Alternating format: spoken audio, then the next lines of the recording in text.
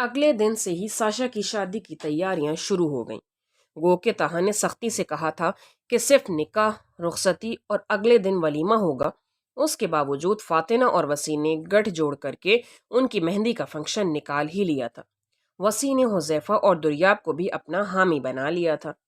निकाह का दिन जुम्मे का इसी वजह से रखा गया था कि जुमरात की रात सुबुक्तगीन अपना मिशन ख़त्म करके आ रहे थे। लिहाजा उन सब ने जुमरात की रात को मेहंदी का फंक्शन रखने का फैसला किया। इस वक्त भी फातिना, साशा और मुजनी बाजारों की खाक छान रही थीं। साशा पहली मर्तबा मुजनी से मिली थी। मिलते साथ ही उनके माबैन इतनी अच्छी खासी दोस्ती हो गई थी। साशा नकाब में थी, जबकि वो दोनों अपने मखसूस हुलिये, जीन्स, कुर्ता और स्कार्फ के साथ जैकेट्स पहने हुए थी। साशा पहली मर्तबा फातिना को लड़कियों वाले किसी काम को शौक से करते हुए देख रही थी। वो बढ़ चढ़ कर साशा के लिए मेहंदी का सूट सेलेक्ट कर रही थी। मुजनी पहले ही अपने लिए खरीद चुकी थी। तुम क्या इस दिन भी इसी हुलिये में रहोगी? मुजनी ने इसे साशा के लिए ज़ौक़ व शौक से ड्रेस सेलेक्ट करते देख कर पूछा, क्योंकि उसने अभी तक अपने लिए कुछ भी नहीं लिया था। साशा के लिए कुछ सूट लिए थे और बाकी की मुजनी की शॉपिंग में मदद की थी। यार, मुझसे ये चमकीले भड़कीले कपड़े नहीं पहने जाते। हाँ, देखने की हद तक अच्छे हैं, लेकिन मैं इनको पहनूं? नो वे। उसने हाथ उठाकर नहीं का इशारा किया। जो अपने निकाह जैसे अहम दिन पर ऐसे कपड़ों को अहमियत ना दे, उसने किसी की शादी में कहाँ से ऐसे कपड़े पहनने हैं? साशा बे इख्तियार वो राज बोल गई जिसे फातिना ने अभी तक मुजनी से छुपाया हुआ था। क्या मतलब? मुजनी बुरी तरह चौंकी। कुछ नहीं, बकबक कर रही है ये। फातिना ने उसे घूरते हुए कहा। बकबक नहीं कर रही, तुम कुछ छुपा रही हो मेरे से। मुजनी ने उसे खा जाने वाली नजरों से देखा। आखिर मेरा असर हो ही गया तुम पर, मगर अफसोस बड़ी देर बाद हुआ। बात को इधर उधर मत करो, सीधी तरह बताओ। साशा बेचारी अपनी बेख्तियारी पर शर्मिंदा हो रही थी। उफ, निकाह हो गया है मेरा। उसने जिस अंदाज में कहा वो मुजनी को मजीद चौंका गया। डफर, इतनी बड़ी बात तुमने मुझसे छुपाई, और ये तो खुशी की बात है। वो आहिस्ता मगर पुरजोश अंदाज में बोली, मगर दूसरी जानिब हर तरह का जज्बा मफकूद था। यार, अजीब इमरजेंसी वाला निकाह था, मुझे नहीं पसंद। उसने जान छुड़ाने वाले अंदाज में कहा। निकाह नहीं पसंद, या जिससे हुआ वो नहीं पसंद? मुजनी कहाँ अब इसका पीछा छोड़ने वाली थी। हुआ किससे है? वो फिर पुरजोश हुई। जिसने मुखबरी की है ना, उसी से पूछो। वो फिर साशा को घूरते हुए उसकी जानिब इशारा करके बोली, यानी तुम कितनी डैश हो, तुम मुझे कभी न बताती। मुजनी को अब की बार गुस्सा आया। अरे यार, ये बात नहीं। वो झुंझलाई। साशा, तुम बताओ। अब मुजनी का रुख खामोश बैठी साशा की जानिब हुआ, जो इन दोनों के बीच बैठी हुई थी। सेल्समैन ने कपड़े पैक करके उनकी जानिब बढ़ाए तो वो खामोशी से लेकर वहां से उठी, मगर मुजनी अब चैन से रहने वाली नहीं थी। यार, वो दुर्याब भाई है ना? साशा को बताना ही पड़ा। कौन दुर्याब? उसने उलझ कर पूछा। जिन्हें तुम हैदर की हैसियत से जानती हो। और फिर साशा उसे अलिफ से ये तक सब बता गई। फातिना की उसके लिए फीलिंग्स भी, और उनका दुर्याब की असलियत छुपाना भी। ओह God, this is so romantic. मुझनी को ऐसे ही लगा जैसे किसी फिल्म की कहानी सुनी हो। यार, कितना इंटरेस्टिंग है कि जिस बंदे को आप बिना देखे इतना पसंद करते हो, वो यूं अचानक आपकी जिंदगी में शामिल हो जाए। मुजनी दोनों हाथों को जोड़कर हसरत और खुशी के मिले जुले तासुरात समेत बोली, और फिर भी कोई उसकी कदर ना करे। एकदम पीछे से आने वाली आवाज पर वो तीनों चौंकी। वो तीनों इस वक्त KFC में एक टेबल के गिर्द बैठी बातों में मसरूफ थीं। तीनों इतनी मगन थीं कि उन्होंने वहां बैठे दुर्याब को देखा ही नहीं, और उसी के आगे वाली टेबल पर बैठी बातें कर रही थीं। मुजनी और साशा फातिना की किस्मत पर रश कर रही थीं, जबकि वो खुद को अनजान जाहिर करने के लिए मोबाइल में गुम थी, और दुर्याब इनकी गुफ्तगू सुनकर खुद को कुछ कहने से रोक न पाया। अस्सलामुअलैकुम, आप यहाँ? वो दोनों हैरत से उसे देखती बोली, जो अब उनकी टेबल पर फातिना के सामने वाली कुर्सी पर बैठ चुका था। जी, मैं तो कब से यहाँ बैठा आपकी गुफ्तगू एंजॉय कर रहा था। उसने एक नज़र उस झांसी की रानी पर डाली, जो उसके दिल की दुनिया पर पूरी तरह काबिज हो चुकी थी। फातिना ने उसकी नज़रों की तपिश को नज़रअंदाज किया। اسے سپکتگین کی دریاب کی اس کے لیے پسندیدگی سے متعلق بات یاد آئی، مگر اس قدر پریکٹیکل بندی تھی کہ اس کے لیے محبت اور ان جذبوں کو محسوس کرنا بہت عجیب سی بات تھی۔ اور پھر ایک اور خیال مسلسل دل میں تھا۔ اس نے اکثر سنا تھا کہ محبوب کی ہر بات کو محب پورا کرنے کے لیے ہر طرح کے جتن کرتا ہے، جبکہ یہاں تو اس کی سب کے سامنے سوری کہنے کی فرمائش تک پوری نہیں کی جا رہی تھی۔ تو محبت جیسے جذبوں کا دریاب کے دل میں جاگنا بے حد مشکل بات تھی۔ آپ یہاں پر کیا کر رہے ہیں؟ وہ اپنی ہی خیالوں میں گم رہتی، مگر مزنی کے سوال نے اس کی سوچوں کو بریک لگایا۔ میں وسیع کا ویٹ کر رہا تھا۔ اس نے اور میں نے ان دونوں کی شادی کے لیے شاپنگ کرنی ہے، دریاب نے ساشا کی جانب اشارہ کرتے ہوئے کہا۔ اس سے پہلی کہ مزنی کچھ اور کہتی، وسیع کی جگہ حذیفہ ریسٹورانٹ کا دروازہ دکھیل کر اندر آیا۔ سامنے ہی وہ سب بیٹھے نظر آئے تو چہرے پر ہلکی سی مسکراہٹ لیے وہ ان کی جانب آیا۔ سلام دعا کے بعد فاطمہ نے مزنی کا تعارف کروایا۔ حذیفہ نے سرسری سی نظر اس پر ڈالی۔ وسیع نہیں آیا؟ دریاب نے پوچھا۔ یار وہ طاہا کی فیملی کو ریسیو کرنے چلا گیا تھا تو پھر مجھے ہی آنا پڑا۔ چلیں پھر، کہتے ساتھ ہی اس نے اٹھنے کے لیے پر تولے۔ آپ لوگوں نے بھی ابھی اور شاپنگ کرنی ہے؟ دریاب نے ان تینوں کو دیکھتے ہوئے پوچھا۔ نہیں، بس ہم گھر جا رہے ہیں، ساشا نے کہا۔ کیسے جائیں گی؟ آپ کو تو یہ سوال نہیں کرنا چاہیے، آخر آپ کی بیگم ہمارے ساتھ ہے، اس کے ہوتے ہوئے ہمیں کوئی فکر نہیں ہوتی۔ ساشا نے مسکراتے ہوئے اسے چھیڑا۔ یہ ہیں تبھی تو فکر ہے، طوفان اپنے ساتھ سب کو لپیٹ میں لے لیتا ہے۔ دریاب کا شرارتی لہجہ اسے ایک آنکھ نہیں بھا رہا تھا۔ پھر تو آپ کو بھی بچنا چاہیے، کہیں سب سے پہلے آپ ہی لپیٹ میں نہ آ جائیں۔ وہ جو ابھی تک چپ تھی اور دریاب کو اس کی یہ خاموشی ایک آنکھ نہیں بھا رہی تھی، لہٰذا اس نے جان بوجھ کر اسے چھیڑا۔ اسے یہ آتش فشاں ہر وقت گرجتا برستا اچھا لگتا تھا۔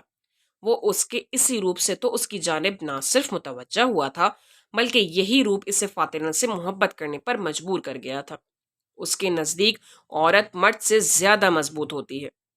عورت اکیلی ہو کر دنیا سے لڑ کر اپنی اولاد کو پالنے کی صلاحیت رکھ سکتی ہے، وہ کیسے کمزور ہو سکتی ہے؟ ایک مرد میں اتنی صلاحیت نہیں ہوتی کہ وہ اولاد کو تنہا پال سکے۔ مرد میں اتنی بھی صلاحیت نہیں ہوتی کہ وہ ساتھی کے بغیر اپنی زیست کا سفر نبھائے، مگر یہ عورت ہی ہوتی ہے جو اپنی ساری زندگی ایک ہی مرد کے نام پر گزار دیتی ہے، چاہے وہ اس کا زندگی بھر ساتھ نبھانا چاہے یا بیچ منجدان میں چھوڑ دے۔ یہ عورت ہی ہے جو مرد کی بے وفائی کو بھی سہ جاتی ہے،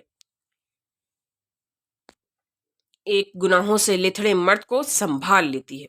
مرد کبھی بھی بے وفا عورت سے دوبارہ نباہ نہیں کر سکتا، مگر عورت ایسے مرد کو بھی سمیٹ لیتی ہے۔ تو پھر عورت کیسے کمزور ہے؟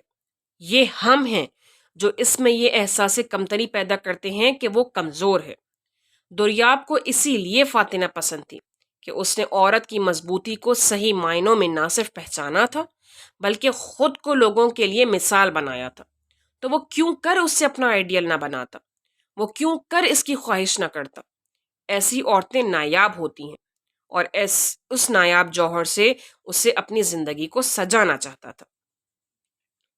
ساشا اور طاہا کی مہندی کا انتظام سبکتگین نے اپنے آبائی گھر میں کروایا تھا، جہاں دریاب اور وسیع فاطمہ کو تلاش کرتے ہوئے پہنچے تھے۔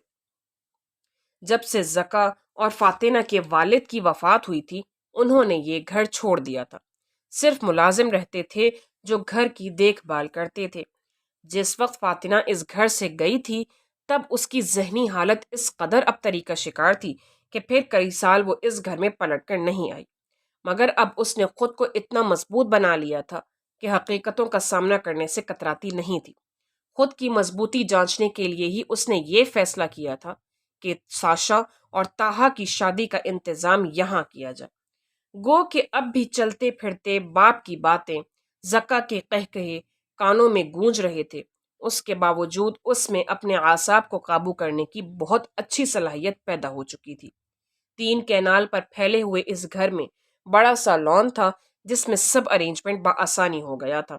وہ ابھی ساشا کی تیاری دیکھ کر باہر نکلے ہی تھے کہ مریم اسے جینز اور کرتے میں دیکھ کر غش کھانے لگ گئیں۔ تو کیا ایسے ہی فرنگن بن کے پھرے گی؟ یا کوئی لڑکیوں والا حلیہ بھی اپنائے گی؟ ہائے میرا دریاب، کیا کر دیا میں نے اس کے ساتھ؟ تیری جیسی ڈھیٹ کو اس بیچارے کے پلے باندھ دیا۔ مریم کی دہائیاں اور دریاب کے لیے جان لٹانے والا یہ انداز دیکھ کر اسے تو بالکل ہی پتنگے لگ گئے۔ ہائے میرا دریاب، مجھے کیا کہیں مانگ کے لائی تھیں؟ اماں آپ میرے ساتھ بہت زیادہ دشمنی کرنے لگ گئی ہیں۔ وہ غصے میں آگ بگولا ہو کر بولی۔ تو پھر کیا کہوں؟ ذرا جو کسی دن میں تجھے لڑکیوں والے ہولیے میں دیکھوں، اب کیا آج کے دن بھی سب مہمانوں کے سامنے یہ ہولیہ رکھے گی؟ تو سوچ وہ کتنا شرمندہ ہوگا سب کے سامنے اپنی ماں جیسی بڈھی بیوی کو دیکھ کر۔ وہ اسے لتاڑتے ہوئے بولی۔ وہ دونوں اس وقت کوریڈور میں آمنے سامنے کھڑی تھیں۔ تو یہ اسے نکاح پر سائن کرنے سے پہلے سوچنا چاہیے تھا نا کہ کسی نارمل لڑکی سے نکاح نہیں ہو رہا اس کا۔ اس نے گردن اکڑا کر کہا۔ ہائے ہائے، اللہ معاف کرے، خود کو اب نارمل کہہ رہی ہے۔ فاتی تجھے کب عقل آئے گی؟ میری ذرا سی راز رکھ لے اور آج جو کپڑے پہنوں وہ پہن لے، انہوں نے پیار سے پچکارتے ہوئے کہا۔ جو آپ کا چہیتا ہے نا، اسی کو وہ کپڑے پہنائیں، وہ بنائی۔ چل ہٹ، وہ کیا لہنگے غرارے پہنے گا؟ انہوں نے ایک ہاتھ اس کی کمر پر جڑا۔ اماں سوچیں دریاب کیسا لگے گا لہنگے غرارے میں۔ فاطمہ اماں کی بات پر ہنستی چلی گئی۔ تیرے دانت توڑ دوں گی، میرے اتنے سونے گبرو بیٹے کے لیے کوئی بکواس کی تو۔ انہوں نے غصے سے اس کی ہنسی کو گھورا۔ یہی آپ کی تشدد پسند سوچ مجھے ہر دھرم بناتی ہے۔ وہ پھر اماں کو باور کراتے ہوئے غصے سے بولی۔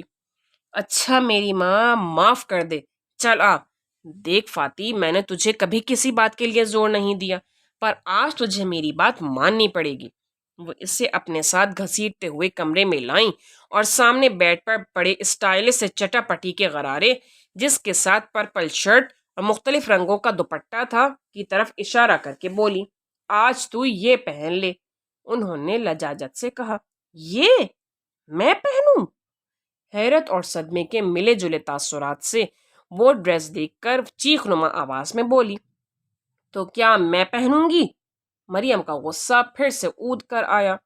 آپ ہی پہن لیں، پھر سے شرارتی لہجے میں وہ بولی۔ دیکھ فاتی، ہر وقت کا مذاق اچھا نہیں لگتا، بس میں نے کہہ دیا کہ تو یہ پہن رہی ہے تو پہن رہی ہے، اور کوئی بکواس میں نہ سنوں۔ مریم سنجیدہ لہجے میں بولی۔ آخر فاطمہ کو وہ لباس پہنتے ہی بنی۔ اماں اس میں چلوں گی کیسے؟ وہ غرارہ بے ڈھنگے طریقے سے اونچا کرتے ہوئے روحاں سے لہجے میں بولی۔ اسی وقت مزنی بھی اندر آئی۔ ہائے فاتی، یہ تم ہو؟ وہ حیرت اور خوشی سے اسے دیکھ کر چلائی۔ جی، بدقسمتی سے میں ہی ہوں، وہ منہ بنا کر بولی۔ چل شکر مزنی تو آ گئی ہے، اب اسے تیار کر دے، اماں نے جلدی سے کہا۔ ارے ارے، کیا مطلب اور کتنا تیار ہونا ہے میں نے؟ اماں دیکھ، یہ ڈریس پہن لیا نا، یہی بہت ہے، میں ہرگز کوئی لیپا پوتی نہیں کروں گی۔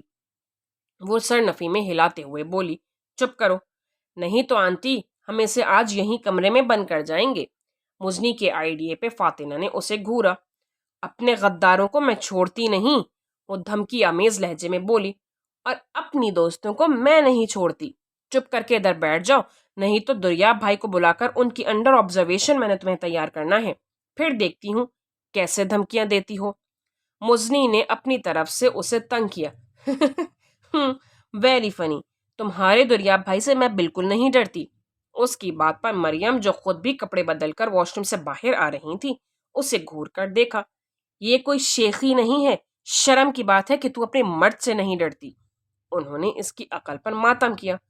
اوف ہو، دریاب نامہ نہیں بند ہو رہا ایک تو، وہ بری طرح جھنجھلائی۔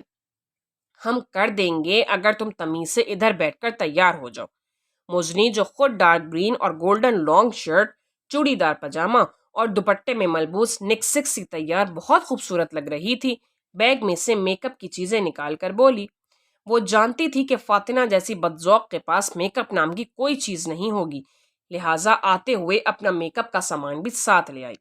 اگر تم نے مجھے بھوت بنایا نا تو یاد رکھنا تمہارے سجے سنورے منہ پر پانی پھینک دوں گی۔ وہ اسے دھمکیاں دیتی اس کے قابو آ ہی گئی۔ کچھ اماں کی گھوریاں اسے مجبور کر رہی تھیں کہ آج وہ لڑکیوں والے حلیے میں ہی آ ہی جائے۔ لگتا ہے ہم کسی غلط گھر میں آ گئے، सॉरी बाजी, हम समझे थे हम फातिना भाभी का घर यही है, मगर आप तो कोई और ही हैं। फातिना जो दूल्हे और इसके घर वालों का इस्तेमाल करने के लिए गेट के करीब बनी रविश पे खड़ी थी, वसी की बातें सुनकर उसका दिल किया अभी जाकर मुंह धो आए।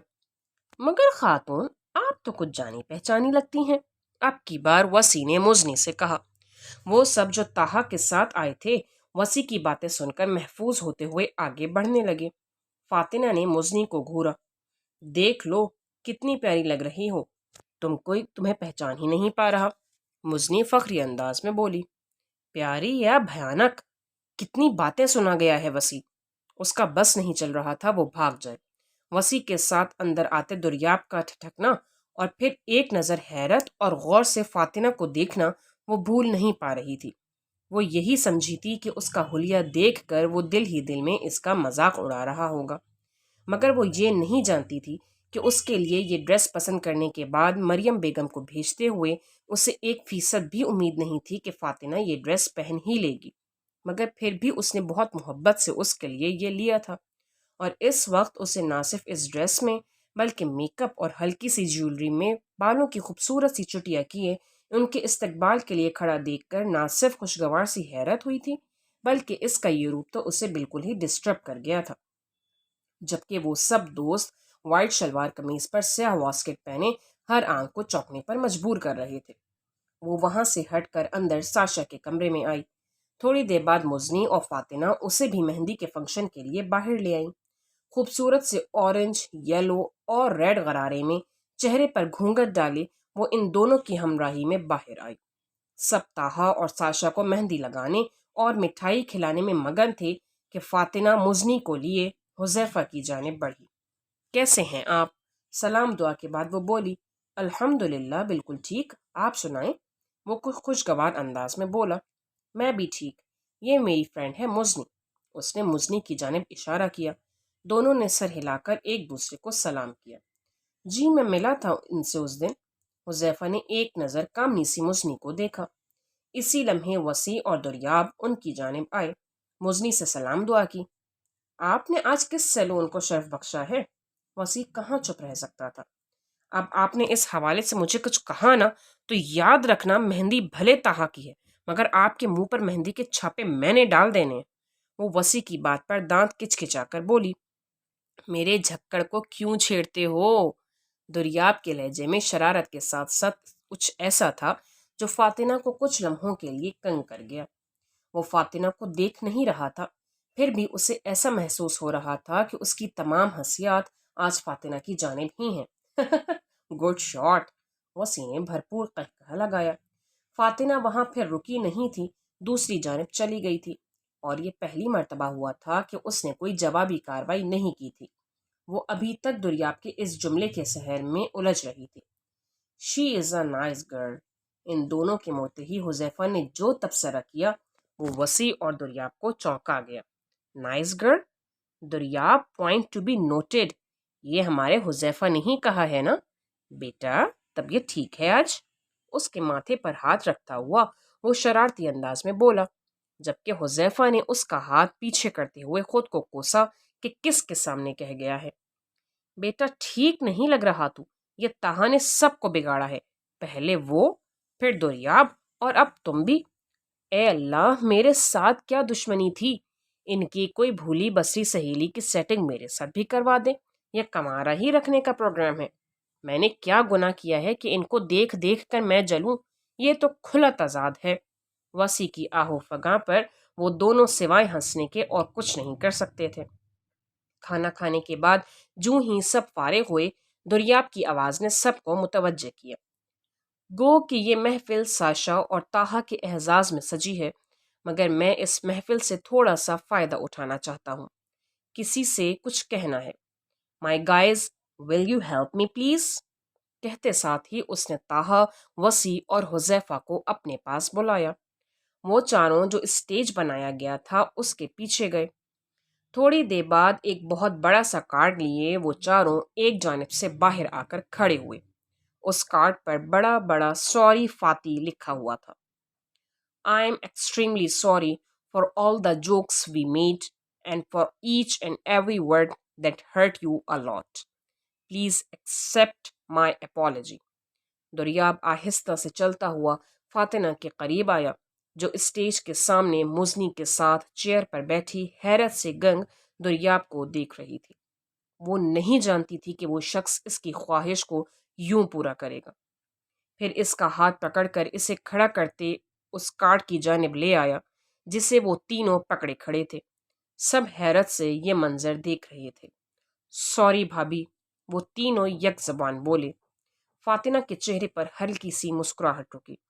इस कार्ड को खोला तो सब ने अपने अपने अल्फाज में बहुत से जुमले लिख कर उससे माफ़ी मांगी हुई थी, और आखिर में दुरियाब ने लिखा हुआ था, योर इश्क for दुरियाब is commendable and your hate with Haider is solvable, thanks for this.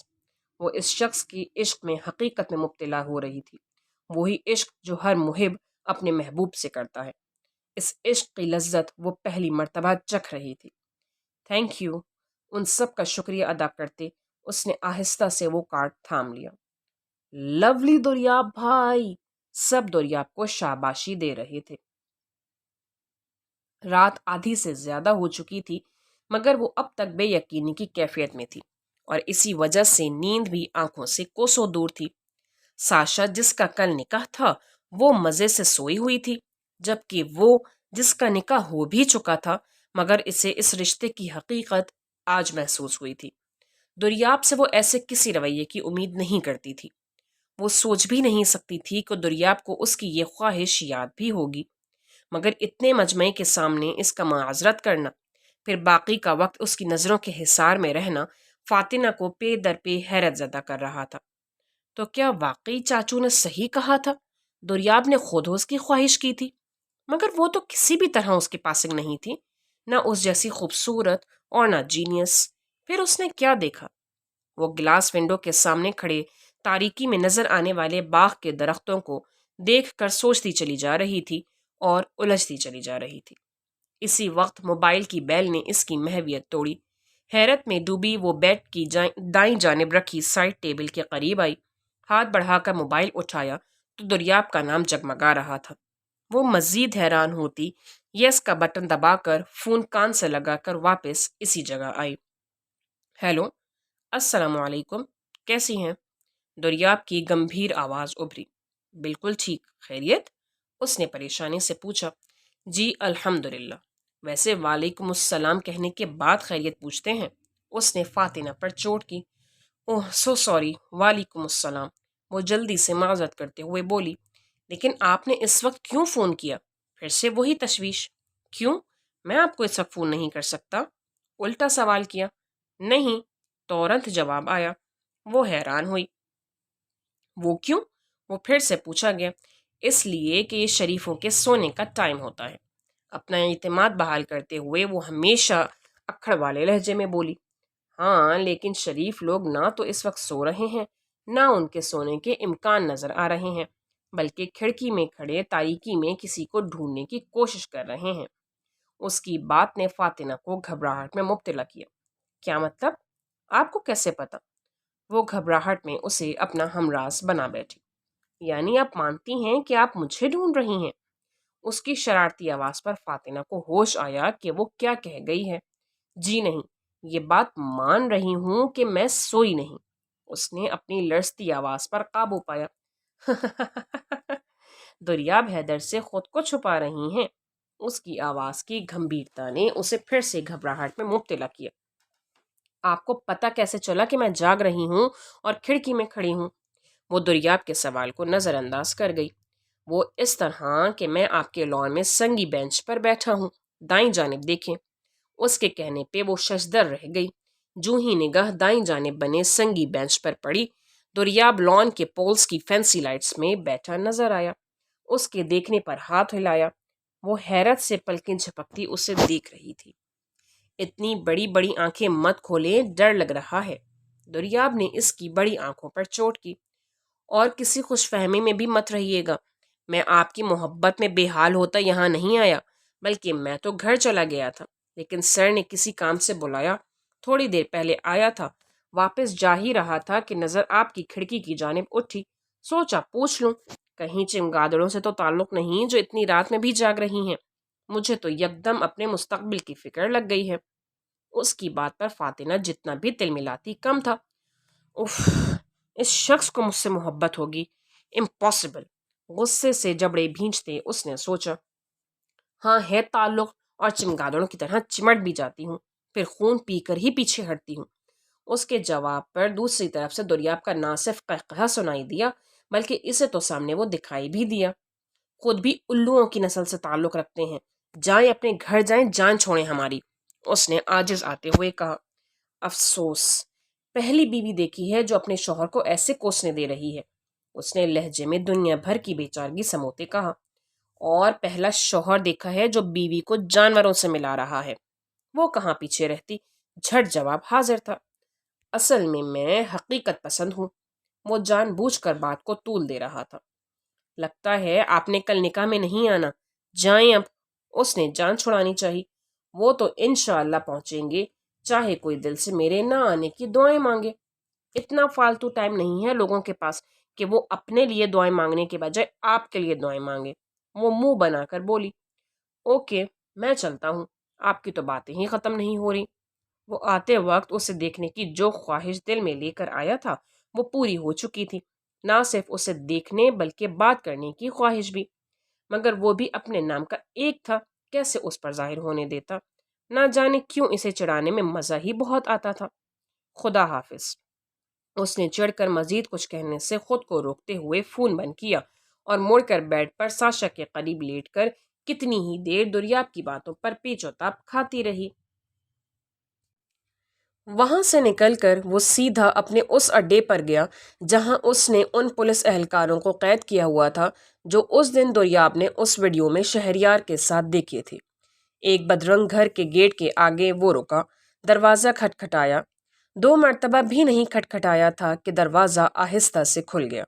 اندر آیا تو اس کے ایک ماتحت نے فوراً سیلیوٹ جھاڑا۔ اس نے ہاتھ کے اشارے سے اسے روکا۔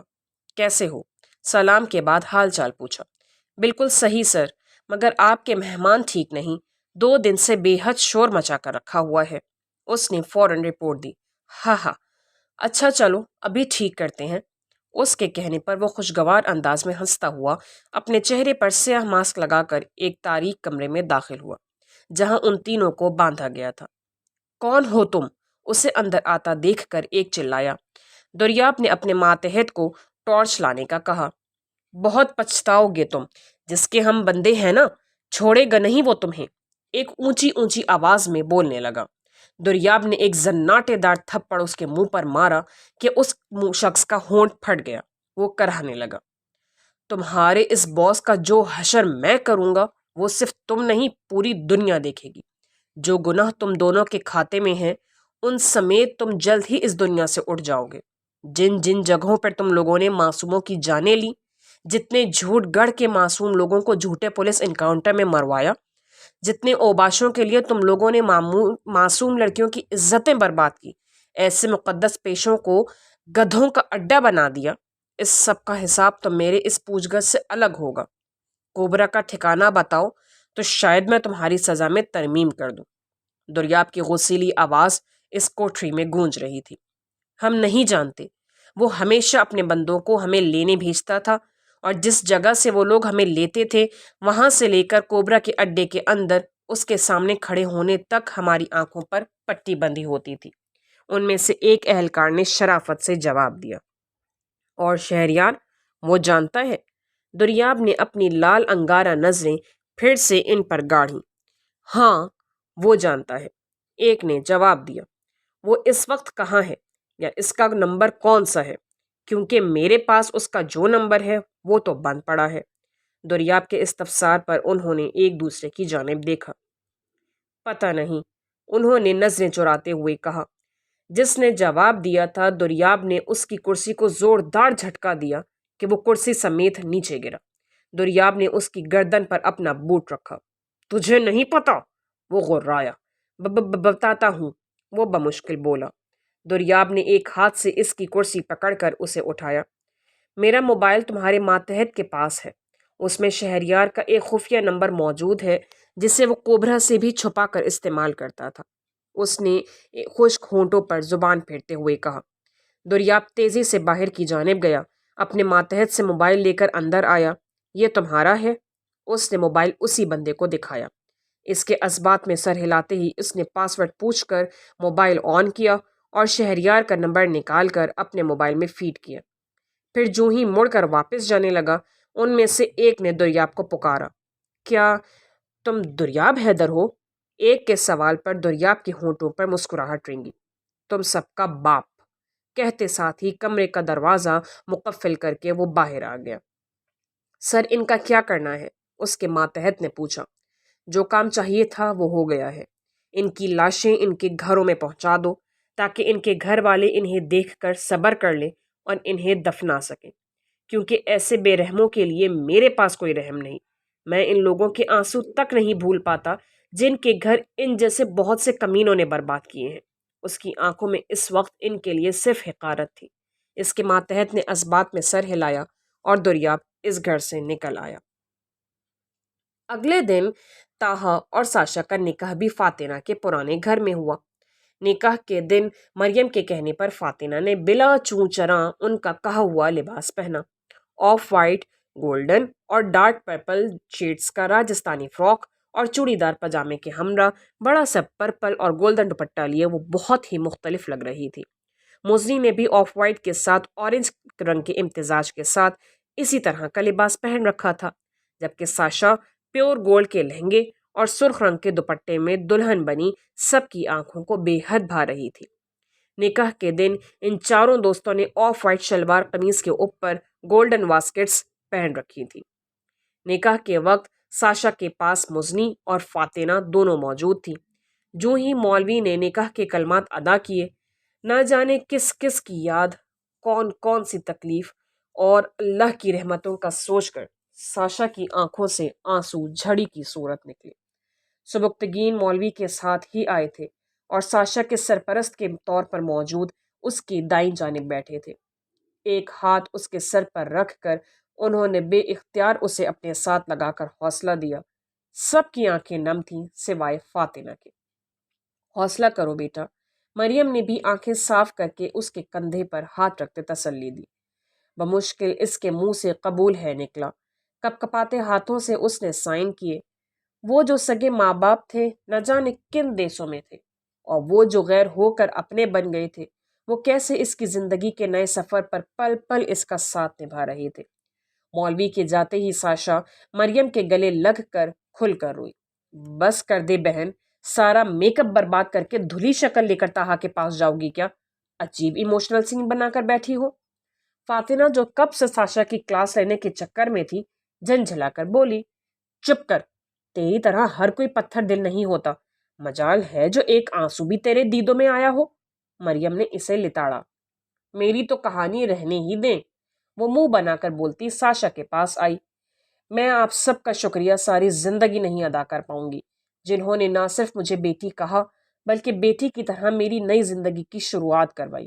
وہ مریم سے الگ ہوتے روتے ہوئے ان کے ہاتھ تھام کر محبت سے بولی، لو جی، کھودا پہاڑ نکلا چوہا، یہ ان فضول باتوں کو لے کر رو رہی ہے؟ ایک دوں گی تمہاری اتنی پیاری شکل پر جو میک اپ خراب ہونے پر بھی اتنی پیاری لگ رہی ہے۔ مجھے پتا تھا کوئی فضول ترین بات سوچ رہی ہوگی۔ اپنے شکریہ اپنے پاس رکھو، فاتنہ نے اسے ساتھ لگاتے ہوئے کہا۔ اس کا تو پیار بھی دھونس بھرا ہے، مزنی نے آنکھیں صاف کرتے ہوئے اس کے پاس بیٹھ کر بولا۔ پتہ نہیں دریاب بھائی کا کیا بنے گا، اس نے مصنوعی تعصب سے سر ہلاتے جان بوجھ کر کہا۔ ان کا تو جو بنے گا، ابھی اپنی فکر کرو، میں تمہارا کیا بناؤں گی، فاتنہ نے اس کی دھمکی آویز لہجے میں کہا۔ کیا مطلب؟ اس کے معنی خیز لہجے پر نہ جانے کیوں اس کی نظروں کے سامنے سے حذیفہ کا ڈیسنٹ سا سراپا گزرا۔ جیسے ہی وہ گھونگھٹ میں چھپی ساشا کو لے کر باہر آئیں، سب کی نظروں کا فوکس وہ تینوں تھی۔ یہ پریاں کیا یہاں جادو کرنے آئی ہیں؟ جو ہی وہ ساشا کو طاہا کے قریب اسٹیج پر بٹھا کر اتری، سامنے کھڑی وسیع نے ان دونوں کو دیکھ کر خوشگوار لہجے میں کہا، شکر پریاں کہہ دیا، چڑیلیں کہتے تو پھر آپ کی خیر نہیں تھی۔ فاتنہ نے چوٹ کی۔ نہیں، ابھی مجھے بھری جوانی میں گنجن نہیں ہونا، اور آپ دونوں تو ویسے بھی کیل کانٹوں سے لیس ہیں، کہیں مجھ غریب پر ہی استعمال نہ کر دیں۔ اس نے ان کی جیولری اور ہیلز کی جانب اشارہ کرتے ہوئے کہا۔ آج پھر حذیفہ کو وہ پیاری سی لڑکی اور بھی پیاری لگی۔ وہ ہمیشہ سے نازک سی لڑکی سے شادی کرنے کا خواہش مند تھا اور مزنی اسے اپنے آئیڈیل کے مطابق لگی۔ اس نے جلد ہی فاتنہ سے بات کرنے کا سوچا۔ فاتنہ کچھ تحائف لیے جیسے ہی رہائشی حصے سے نکل کر باہر کی جانب لپکی، فراک اور دوپٹے میں الجھتی وہ پھسلتی گئی۔ جو ہی نظریں سامنے گئیں، اندر آتا دوریاب وہیں پر رک کر شریر نظروں سے اسے دیکھ رہا تھا۔ فاتنہ نے خونخوار نظروں سے اسے ہنستے دیکھا۔ اس بندے سے تو کسی اچھے کام کی توقع کی ہی نہیں جا سکتی تھی۔ جو ہی وہ اٹھی، بجائے اسے اٹھانے کے وہ اس کے ہاتھ سے گری چیزیں سمیٹ کر اسے پکڑانے لگا۔ بہت شکریہ، یہ میں خود بھی اٹھا سکتی تھی، وہ تڑک کر بولی۔ ارے یہ تو کوئی غصے میں نظر آ رہا ہے۔ بھول پن کا مظاہرہ کرتا وہ اسے سخت زہر لگا۔ بھئی میں نے آپ کو اٹھانے جیسی غلطی اسی لیے نہیں کی کہ پھر آپ نے میرے سر الزام دھرنا تھا کہ میں ہیرو بننے کی کوشش کر رہا ہوں، حالانکہ آج آپ نے یہ حرکت بالکل ہیروئن والی کی ہے۔ اس کا شرارتی لہجہ جوں کا توں تھا، بلکہ اب تو اسے محسوس ہوا کہ وہ اس کا مذاق اڑا رہا ہے۔ ایسی چیپ حرکتیں میں بالکل نہیں کرتی، اس نے بھویں اچکا کر کہا۔ ایسے ڈریس پہننے کا کیا فائدہ جو آپ کو ہیروئن بنانے والی حرکتیں کریں؟ اور کوئی کام نہیں آپ کے پاس سوائے مجھ پر ریسرچ کرنے کے؟ اس سے کوئی جواب نہیں بن پڑا تو ہمیشہ کی طرح اس نے دوریاب پر چڑھائی کی۔ کیا کریں، اب یہ کام بھی ضروری ہے، آخر کو مستقبل میں مجھے ہی آپ کو جھیلنا ہے۔ دوریاب نے ٹھنڈی آہ بھری۔ ضروری تو نہیں، اس کے جواب پر وہ لمحے بھر کو ٹھٹکا۔ میری طرف سے جس مرضی ایکس وائی زیڈ سے اپنی مرضی سے شادی کریے گا، میرے ساتھ تو یہ تعلق بھی مجبوری کا بندہ ہے، تو میں ایسے کسی تعلق کو نبھانے کے لیے آپ کو فورس نہیں کروں گی۔ میری جانب سے آپ آزاد ہیں، جو چاہیں فیصلہ کریں۔ دوریاب کو ششدر چھوڑ کر وہ چیزیں سمیٹتے باہر کی جانب لپکی۔ اس کے ساتھ مذاق کو طول دیتے اس کے وہم و گمان میں بھی نہیں تھا کہ وہ اس رشتے کو اس انداز سے سوچے گی۔ یہ اس کے لیے اب تشویش کی بات تھی۔ رخصتی ہو کر ساشا کو فی الحال وہ لوگ ہوٹل میں بک کروائے گئے ایک کمرے میں لائے تھے۔ 2 دن وہاں رہ کر ساشا نے تاہا کے پیرنٹس کے ساتھ ان کے گھر چلے جانا تھا، کیونکہ 2 دن بعد ان لوگوں کو شہریار کی تلاش میں نکلنا تھا۔ نمرا کو پہلے ہی کوبرا کہیں ٹھکانے لگا چکا تھا کہ اس کا علم نہیں ہو رہا تھا، جبکہ شہریار کا نمبر ٹریس ہو گیا تھا۔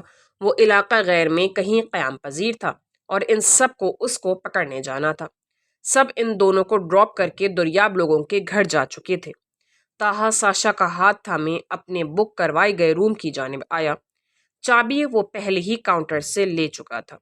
لفٹ کی مدد سے وہ ہوٹل کی 3ری منزل کی جانب آئے، جہاں پر ایک طویل راہداری میں آمنے سامنے بہت سے کمرے تھے۔ تاہا اپنے مطلوبہ کمرے کے سامنے جا رکا، چابی سے دروازہ کھول کر ساشا کو اندر لے کر آیا، جو اس وقت بڑی سی چادر میں چہرہ تک چھپائی کھڑی تھی۔ تاہا روم لاک کر کے ساشا کو لیے بیڈ کی جانب آیا۔ یہ چادر اتار لیں بے شک۔ اسے بیڈ پر بٹھا کر خود واسکٹ کے بٹن کھول کر اسے اتارا۔ جو ہی ساشا نے گھونگھٹ اتارا، تاہا اسے دیکھ کر مبہوت رہ گیا۔ کچھ لمحے تو وہ بول نہیں پایا، دلہن کے روپ میں وہ لگ ہی اتنی حسین رہی تھی۔ جو ہی اس نے سر اٹھا کر گم سم کھڑے تاہا پر نظر ڈالی، اسے محویت سے اپنی جانب تکتا پایا۔ اپنی واسکٹ اتار کر اس میں سے کوئی چیز لیے تاہا اس کے قریب بیڈ پر بیٹھا اس کا ہاتھ تھاما۔ بہت شکریہ کہ آپ میری زندگی کا حصہ بن گئی۔ جذبوں سے چور لہجے پر ساشا کی ہتھیلیاں پسینے میں بھیگ گئیں۔ ایسا مت کہیں، آپ کا شکریہ کہ آپ نے مجھ جیسی۔ ابھی اس کی بات پوری نہیں ہوئی تھی کہ تاہا نے اسے گھورا۔ پھر وہی بات، اس نے مصنوعی غصے سے اس کی جانب دیکھا۔ اب کسی بھی قسم کی خود ترسی کی بات نہیں کرنی، سنجیدہ انداز میں وہ کہتا اپنے ہاتھ میں پکڑی ڈبیا کھولنے لگا، جس میں خوبصورت سا بریسلٹ تھا۔ تاہا نے ہاتھ آگے کر کے پہلے اس کی جانب اجازت طلب نظروں سے دیکھا۔ ساشا نے آہستہ سے ہاتھ آگے کیا تو تاہا نے نہایت محبت سے وہ بریسلٹ اس کے خوبصورت سے ہاتھوں میں پہنایا، جہاں کانچ کی چوڑیاں تھیں، پھر آہستہ سے اس کی ہاتھ کی پشت پر بوسہ دیا۔ ساشا اندر تک کانپ گئی۔ تاہا نے ہولے سے اسے اپنے ساتھ لگایا۔ ساشا، اگر میں آپ کے پیرنٹس کو ڈھونڈوں، نہ جانے کس وجہ سے تاہا یہ کہہ گیا۔ بالکل بھی نہیں۔ جب انہیں یہی معلوم نہیں، نہ ہی انہیں یہ معلوم کرنا ہے کہ میں زندہ ہوں یا مر گئی، یا پھر میں کس حال میں ہوں، تو مجھے بھی ان سے کوئی سروکار نہیں۔ تاہا کے کندھے سے لگے اس نے آخری بار اپنے والدین کے لیے آنسو بہائے۔ اسے اب ان کے بارے میں سوچنا ہی نہیں تھا۔ اوکے یار، رونے کی کیا بات ہے؟ فاطمہ کے ساتھ اتنے دن رہ کر بھی آپ بہادر نہیں ہوئی؟ وہ ہلکے پھلکے انداز میں اس کی کمر سہلاتا ہوا بولا۔ نہیں، میں نہیں ویسی بن سکتی۔ ایسی بہادری صرف اسی پر سوٹ کرتی ہے۔ وہ مسکراتے ہوئے اس سے الگ ہو کر بولی۔ ہاں، یہ تو ہے، تبھی تو دریاب نے اس کی خواہش کی تھی۔ تاہا کی بات پر ساشا حیران رہ گئی۔ کیا واقعی؟ جی بالکل، تاہا نے تصدیق کی۔ How romantic! وہ اس وقت یہ بھی بھول گئی کہ وہ کس وجہ سے اور کیوں تاہا کے ساتھ وہاں موجود ہے۔ اب ان کے رومانس کو چھوڑیں اور کچھ مجھ پر بھی نظر کرم کریں۔ تاہا نے اسے پھر سے اپنے حصار میں لیتے محبت سے کہا۔ ساشا کی رخصتی کے بعد پھر سے وہ سب اس گھر کو مقفل کر کے واپس دوسرے گھر میں آ گئے۔ فاطمہ پھر سے کل کی طرح جاگ رہی تھی۔ کچھ تو ساشا کی کمی محسوس کر رہی تھی، اور دوسری بات کو وہ محسوس کرنا نہیں چاہتی تھی۔ ابھی تاریکی میں لیٹے اسے کچھ دیر ہی گزری تھی کہ موبائل پر پھر سے وہی نمبر جگمگانے لگا۔ السلام علیکم۔ اب کی بار ہیلو کا تکلف کرنے کے بجائے اس نے سیدھا سلام کیا۔ وعلیکم السلام، کیسی ہیں؟ دریاب کی سنجیدہ مگر گمبھیر آواز نے اس کے دل کی دھڑکنیں بڑھائیں۔ ہمیشہ کی طرح بالکل ٹھیک، وہ بھی فاطمہ تھی، سپاٹ لہجے میں بولی۔ اچھی بات ہے۔ دیکھیں، میں کبھی بھی باتوں کو گھما پھرا کر کرنے کا عادی نہیں، لہٰذا صرف یہ پوچھنا تھا کہ کیا جو آپ نے اس وقت وہ سب کہا تھا تو وہ کس برتے پر؟ دریاب کے سوال پر وہ چکرا کر رہ گئی۔ وہ امید نہیں کرتی تھی کہ وہ یوں بے دھڑک اس سے اس کے رویے کی وجہ پوچھ لے گا۔ کس قسم کی غلط فہمی میں آپ مبتلا ہیں؟ وہ جھنجھلا رہا تھا۔ فاطمہ کو اپنے کانوں پر یقین نہیں آ رہا تھا کہ یہ ہمیشہ لاپرواہ رہنے والا دریاب ہے۔ غلط فہمی نہیں، یقین ہے۔ کیا آپ کو سر نے ہمارے نکاح ہو جانے کے بعد کچھ نہیں بتایا تھا؟ دریاب کے سوال پر وہ دل ہی دل میں مسکرائی۔ نہیں، کیوں، کوئی خاص بات تھی؟ وہ بھی اپنے نام کی ایک تھی، اتنی آسانی سے کیسے مانتی؟ نہیں، کچھ خاص نہیں، وہ حیرت کی تصویر بنا بولا۔ فاطمہ نے بھی کندھے اچکا کر ادھر ادھر کی کچھ باتیں کر کے فون بند کر دیا۔ کچھ بکواس کی اس ڈیش نے۔ کوبرا جو 3-4 دن پہلے نمرا کو اٹھوا لایا تھا، اپنے ایک ماتحت سے اس کے بارے میں استفسار کر رہا تھا۔ پہلے دن تو اس نے پوری طرح مہلت دی کہ وہ بتائے کہ ان کے علاوہ کون ایسا شخص ہے جو ان کے کام سے واقف ہے، اور اس دن ہاسٹل سے منشیات اور اسلحے کو غائب کروانے والی حرکت کس کی تھی۔ مگر جب ایک دن کی مہلت کے باوجود وہ کچھ نہیں بولی تو اس نے اپنے بندوں سے کہہ کر اسے تھوڑی بہت مار لگوائی، مگر جب وہ پھر بھی نہ بولی تب اس نے سزا میں اضافہ کیا۔ ابھی تک وہ اس کے سامنے نہیں گیا تھا۔ وہ سمجھتا تھا کہ اس کے بندوں کی مار سے ہی وہ سنبھل جائے گی، مگر وہ تو ڈھیٹوں کی کسی نسل سے تعلق رکھتی تھی، وہیں کی وہیں اڑی ہوئی تھی۔ تم سب بیکار ہو، اب مجھے خود اس کے پاس جانا پڑے گا۔ اپنے ماتحت کو خونخوار نظروں سے گھورتا ہوا وہ صوفے سے اٹھ کر سیڑھیوں کی جانب گیا اور پھر اس کمرے کی جانب مڑا جہاں نمرا موجود تھی۔ آہستہ سے دروازہ کھول کر جب وہ اندر داخل ہوا تو یہ نمرا کو دیکھ کر وہ تمسخر آمیز انداز میں ہنسا۔ یہ وہ نمرا نہیں تھی جو چمکتی دمکتی اس سے ملنے پہلی دفعہ آئی تھی۔ 4 دنوں میں ہی ہڈیوں کا ڈھانچہ بن گئی تھی۔ جسم پر جگہ جگہ نیل پڑے ہوئے تھے، منہ سوجا ہوا تھا جہاں سے اب خون رس کر جم چکا تھا۔ رونے کے باعث آنکھیں سوجی ہوئی تھیں، زمین پر پھٹے کپڑوں میں اوندھے منہ پڑی ہوئی تھی۔ کوبرا حقارت سے اسے دیکھتا پاس گیا اور جوتے کی نوک سے اسے سیدھا کیا۔ اس قدر مار کا تم پر کوئی اثر نہیں ہوا؟ ابھی بھی بتاؤ گی کہ وہ کون تھا یا نہیں؟ اس کے بالوں کو سختی سے جکڑ کر کھینچتے ہوئے وہ غرایا، نہیں، کیونکہ وہ جو کوئی تھا میں تب تو اس کی مصلحت نہیں سمجھ سکی، مگر اتنا جان گئی ہوں کہ تم جیسے کریہ لوگوں کو وہ انجام تک پہنچائے گا۔ جس طرح تم نے میرا ریشہ ریشہ تکلیف سے دوچار کیا ہے، وہ تم سب لوگوں کی رگوں میں اتر کر تمہیں نوچ لے گا۔ میں اپنے گناہوں پر اور دوسروں کی زندگیاں برباد کرنے پر اللہ کے سامنے کبھی نہیں پچھتائی جتنا ان گزرے 4 دنوں میں پچھتائی ہوں، کیونکہ شاید برے کام کا انجام مجھے پہلی مرتبہ ملا ہے، اور اس پہلی مرتبہ میں ہی مجھے ہر وہ شخص یاد آیا جسے میں نے برباد کیا ہے، جسے میرے گندے عزائم نے برباد کیا ہے۔ میں نے پہلے دن ہی خود سے فیصلہ کر لیا تھا کہ میری چمڑی بھی ادھیڑ دو گے تو میں اب اس شخص کا نام نہیں بتاؤں گی، مگر مجھے یقین ہے کہ وہ خود تم تک پہنچے گا۔ میں خوش نصیب ہوں میں نے اس بندے کو دیکھا ہے، میں نے اس سے بات کی ہے، میں نے بہت سا قیمتی وقت اس کے ساتھ گزارا ہے جسے اللہ نے تم جیسے درندوں کے لیے موت بنا کر بھیجا ہے۔ وہ روشن پیشانی والا جلد ہی تمہاری زندگی کو تاریک کر دے گا۔ میں خوش نصیب ہوں۔ بجائے تکلیف اور رحم کی بھیک کے جو الفاظ نمرا کی لبوں سے نکلے وہ کوبرا کو پاگل کرنے کے لیے کافی تھے۔ وہ غصے سے بے حال ہوتا اسے ٹھڈوں اور گھوسوں کی زد پر رکھ چکا تھا، اور تب تک نہیں ہٹا جب تک وہ ہانپنے نہیں لگ گیا۔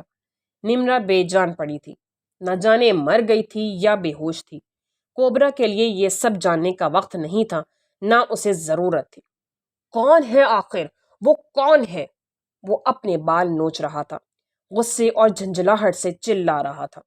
نمرا کے موبائل میں موجود ہر نمبر کو وہ چیک کروا چکا تھا، حتیٰ کہ حیدر کے نام سے موجود نمبر کو بھی، مگر اس نمبر کا ریکارڈ کسی کمپنی کے پاس موجود نہیں تھا، نہ یہ معلوم ہو سکا کہ وہ کس نے اور کس نام پر نکلوائی تھی۔